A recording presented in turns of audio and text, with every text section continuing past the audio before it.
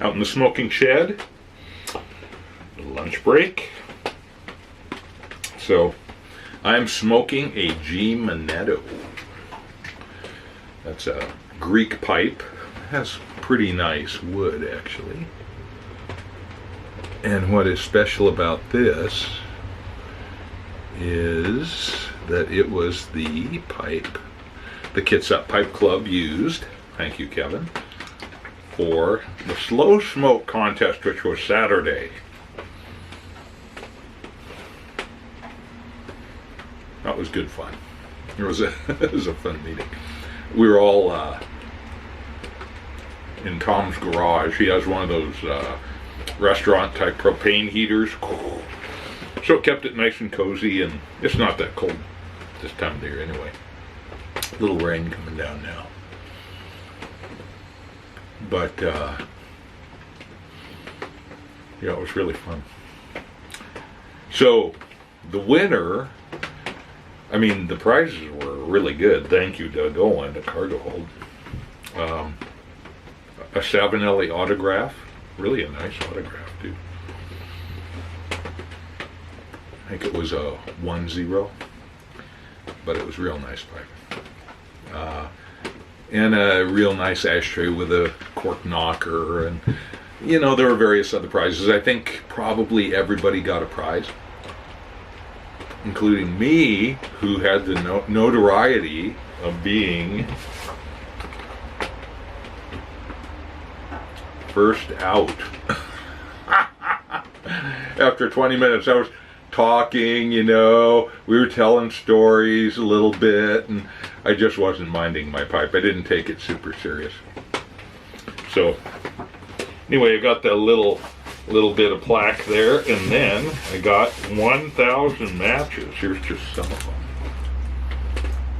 Interestingly, these are diamond strike on the box, of course, made in Chile. So Chile may be the new low-cost map place, or match place.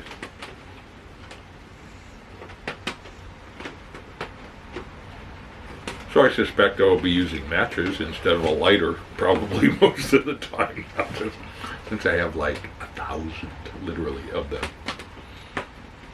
It was really fun though. The guy who lasted the longest went just over an hour. Wow. So he amazed all of us. We're smoking 965. So it was, in a very carefully measured amount. Everybody got their own amount. 2 minutes to load the pipe. This is not a huge pipe, so most of us could not fit in the, what was it, an ounce? Half an ounce? I don't know. But it was in a little baggie, and we couldn't fit it all in. So, some left for later. So that's why I'm smoking the leavings that I couldn't fit in the pipe. But that is just fine with me, because I had more fun telling stories than ending up somewhere in the middle of the pack later on. I mean, I just don't take it that seriously, So, just how it is. And then on my way to the pipe club, I stopped by the post office, and what was in the mail waiting for me was a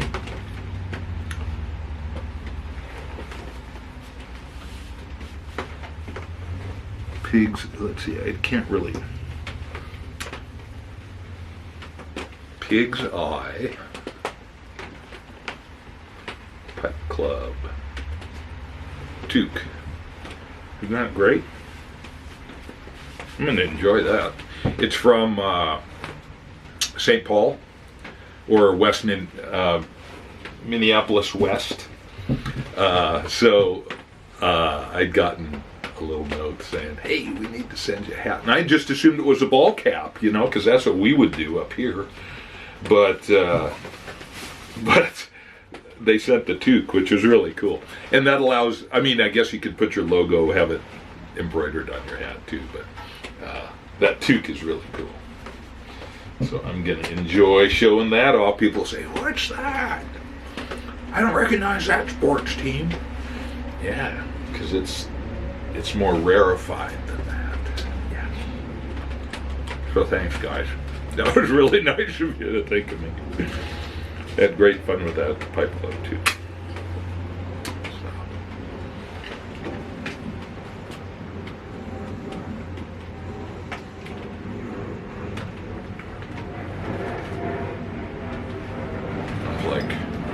Can't see it through the roof, but a business jet going into Boeing Field, probably. We seem to be right over the flight path, which I like. All those Gulfstream citations, Learjets, it's fun. See who's flying what.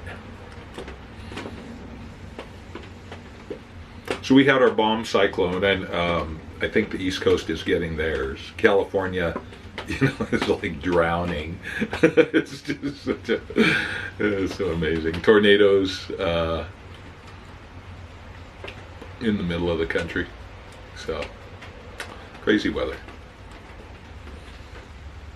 But Columbus Day was last week, and we had a very famous storm, the Columbus Day storm. When was that? 1962?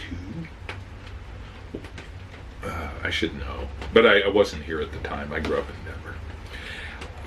The Hood Canal Bridge, which is a floating bridge. I think it's one of the longer floating bridges, certainly in the country, maybe the world, I don't know. It sank. It was a huge storm, just a huge storm. So this time of year, stuff can happen.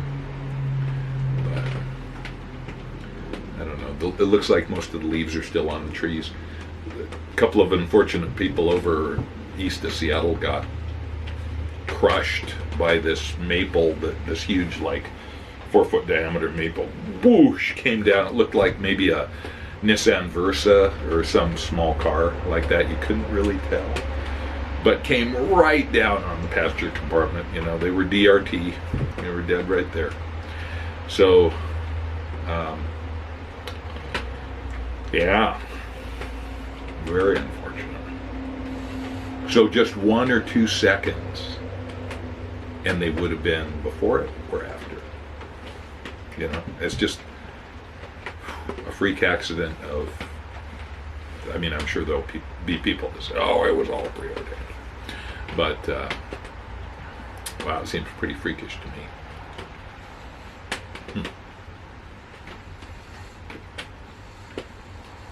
See, that's why I lost the slow smoke competition, because I'm sitting there talking. Hard to keep a pipe lit. And you could tamp. I could finger tamp. That was, we asked about that. It's within the rule. But you can't back blow. So, it's a little harder to keep it lit. 965 has quite a bit of Latakia, which I think makes it a little harder to keep lit. But gosh, is that a good blend. It's nice.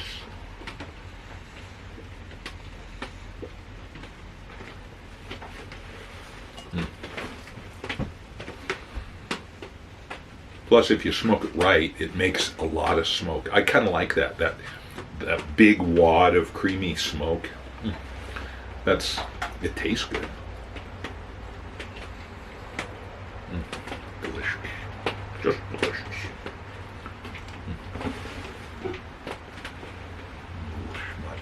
A spider web bit. That's the thing about a semi-outdoor shed. I share it with many creatures. Hopefully no rats. I draw the line there.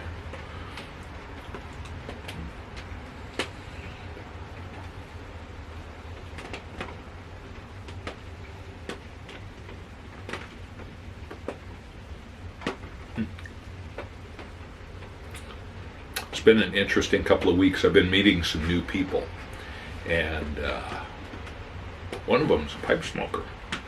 So maybe we'll get him in a video at some point or something like that. But some really, it just happens from time to time.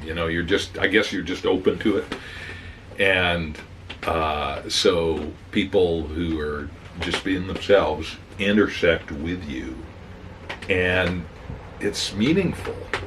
It's great. I love it. So that, for some reason, that's been happening the last couple of weeks. Next weekend. So it was just like, it was really nice. And sometimes you go along for a long time not meeting anybody new. You're just kind of in your routine, and then bang. So who knows where that comes from, but yeah, it's a happy circumstance. So.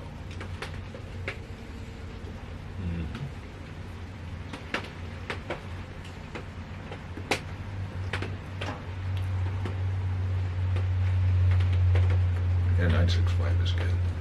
Good smoke. Yeah, there's something about guys and pipe smoking that just encourages conversation. It's just, it might happen if we were doing something else, like digging around in a car, trying to fix something or whatever. That might be the same thing. Where when you focus on a kind of a shared task or something that takes your mind away from just sitting there thinking about stuff. I think driving does that sometimes too. Sometimes you have really good conversations while you drive. And when you're doing that, you don't have to keep up a steady stream of conversation. You just can have those natural pauses in conversation, and it's fine because there's other stuff happening. You can keep track of your pipe, relight. I don't know. It's an interesting dynamic, and I think that's more true of guys than women, in my experience. So,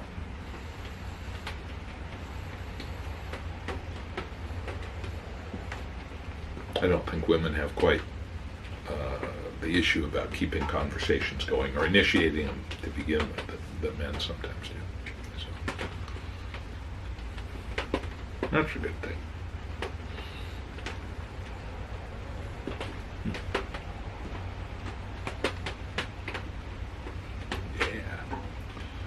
So anyway, I need to get back to work. There's stuff to do. I was reading a couple articles in the Atlantic about workism and the nature of work and how it has evolved over time from simply being a job to a career to a calling.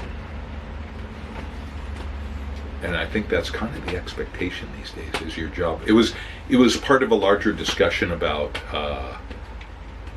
the resignation thing that's going on in this country. I don't know if it's happening in other countries, but a lot of people, especially in lower end jobs,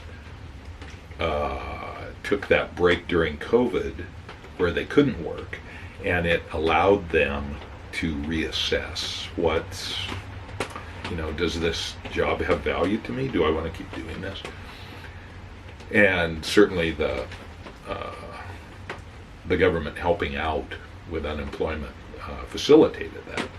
But it might have been a long time coming anyway. So, part of a larger discussion there. That was really a great article. A couple of them actually, one led to another.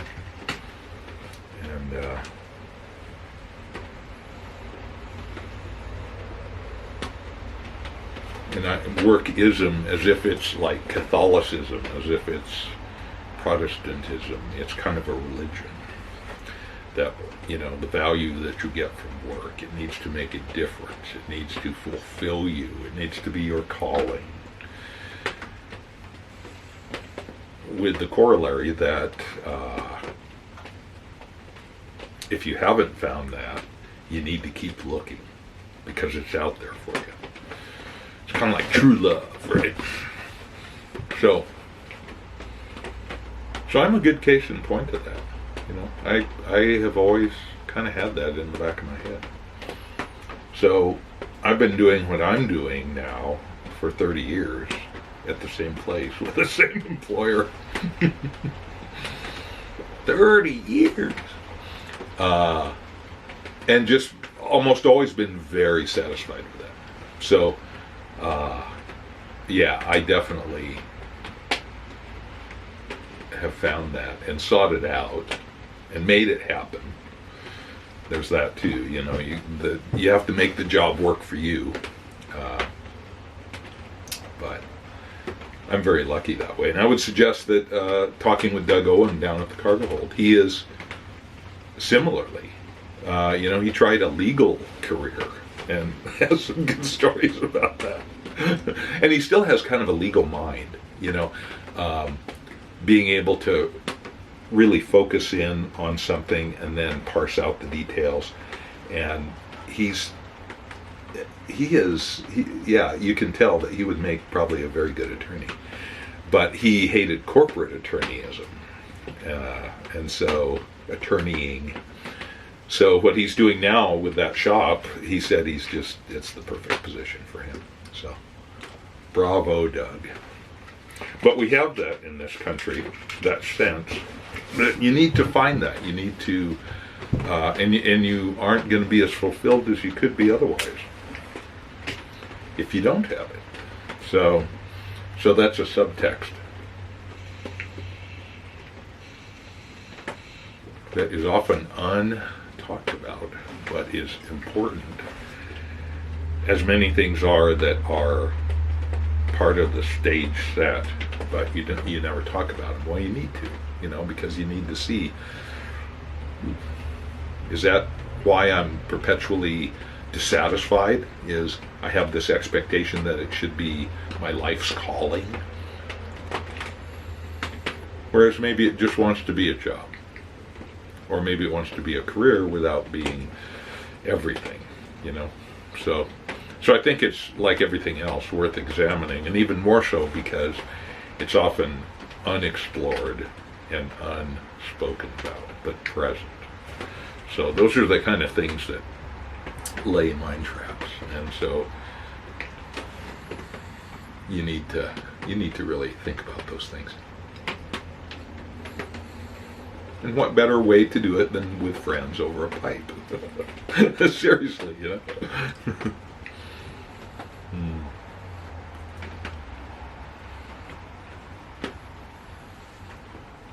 Okay, this bowl is actually just about done. So,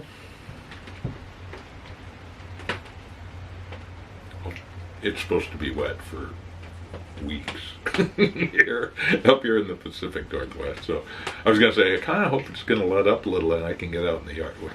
Give that up. You need a hat and you need a jacket that's waterproof, and then you need the attitude that is just water.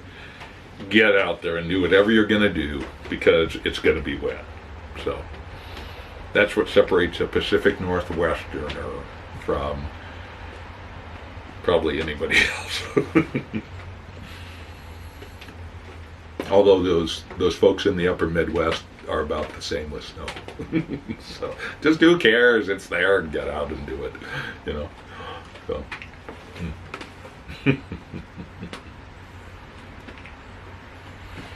life is good.